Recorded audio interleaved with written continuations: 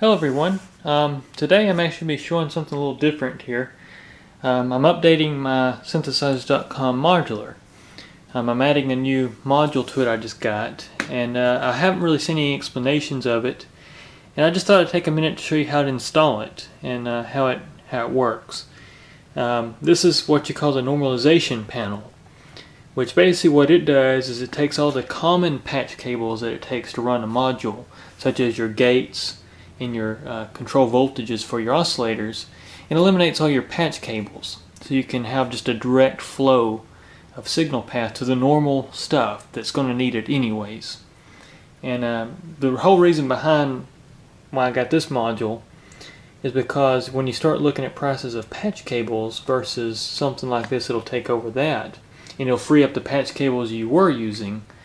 It's pretty good. I mean, it's a good option to go if you're into that. Now, I know some of you love wires, and that's great. I love wires too, but there's some things that's really good for me, especially in a studio environment where I'm not always wanting to patch just audio, or I'm not just wanting to patch, or sorry, not audio, but control voltage and gates. So now all I got to worry about is patching my audio path, and then whatever modulations or other options to route, because it's unlimited, because it's still modular.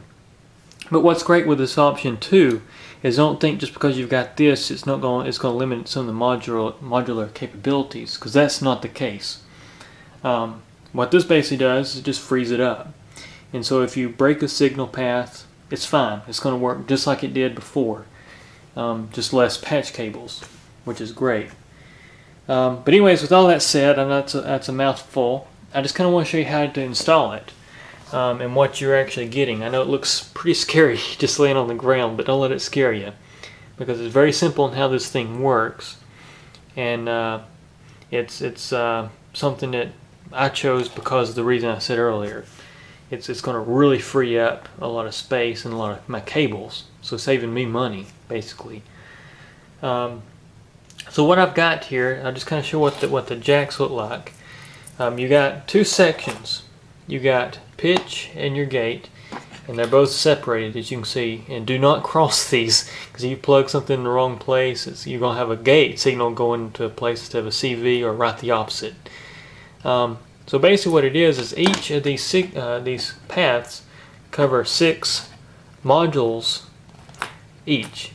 So you can put 6 control voltage signals somewhere and 6 gate signals somewhere. So very handy. So I've already kind of prepped 2 of my modules just to kind of show you what it looks like.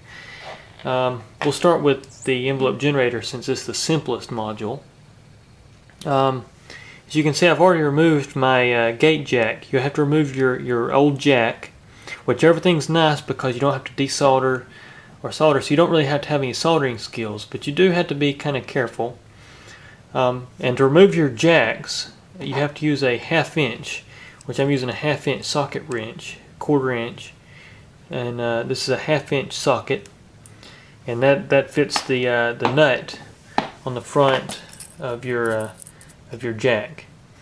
So anyways, back to what I was talking about. This is the original jack. This is what it looks like, and as you can see, it looks very similar to what you got on your line.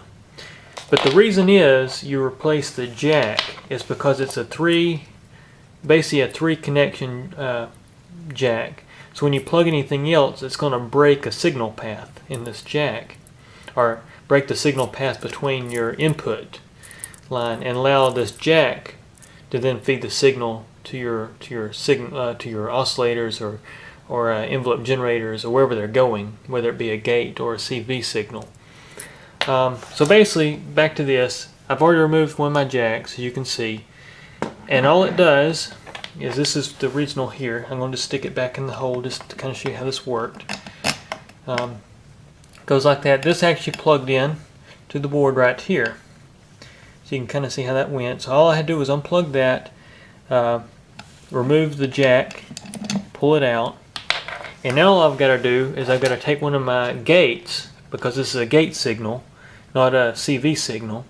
So I'll take one of my gate signal lines, install it, and then plug it in, and that's all you got to do. And it works the same way for the oscillator as well. And as you can see, I've already prepped it as well. I've removed one of the jacks from it. And one thing to note too, guys, is whenever you're doing this, try not to handle your boards too much, and especially if you don't have static control. I use ESD pretty much on everything I do, except right now because I'm trying to make a video, and I may regret it, but it's hard to work with a strap on. But yeah, I highly recommend a wrist strap, ESD control, because you can zap stuff if you're touching it. It's not good. So I always recommend just handling it by the panel if you don't have any straps. It'll save you a lot of heartache. But anyways, same thing here. I removed one of the jacks, unplugged it, which was plugged in here. And if you're unsure about the jack layouts, you can actually get this, and it should have came with your module if you've already got it. But you can see it shows all the connection layout, so you can wire everything in. And so what I did, I took my 1 volt per octave number 1, because you got 2 of these jacks.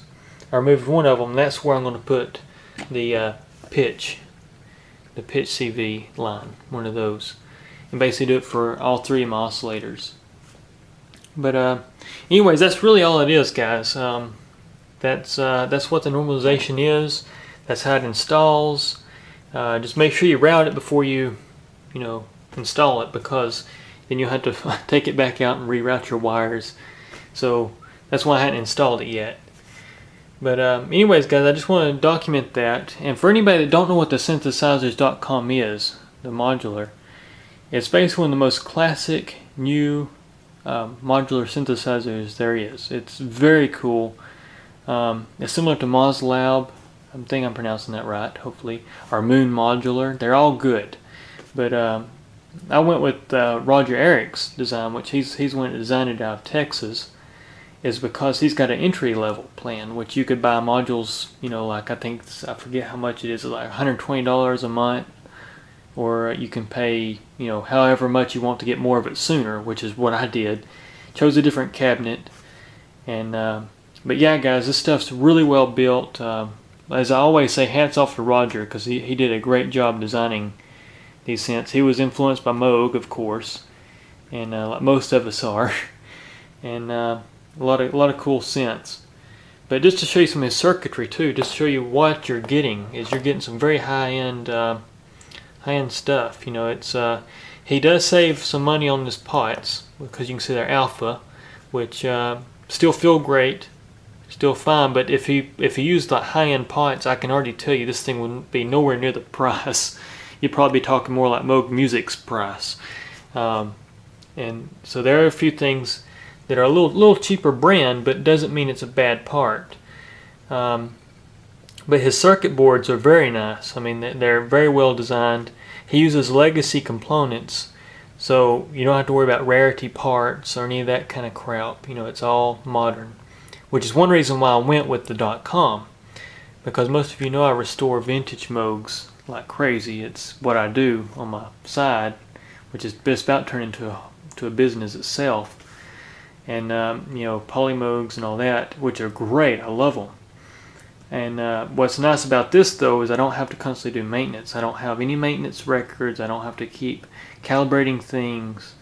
I can sit down and play it, and it goes great with vintage equipment. I mean, it's a classic. It sounds very classic. You get that really nice drive out of it. And so if anybody's looking for a modular synthesizer, go check out synthesizers.com. I highly recommend it. They're really well built. I mean, metal interfaces, painted graphics, very, very good stuff. And like I say, hats off to Roger Erich, because I mean, these things are pretty amazing. The textures of sounds, it's really good stuff. And it's not so out of date that you got to use CV, because he's got a MIDI interface, so you can actually patch MIDI into it and control things with MIDI. So very good stuff. But anyways, guys, as always, I appreciate all the support. Thanks for watching, and everybody take care. Talk to y'all again soon. Bye.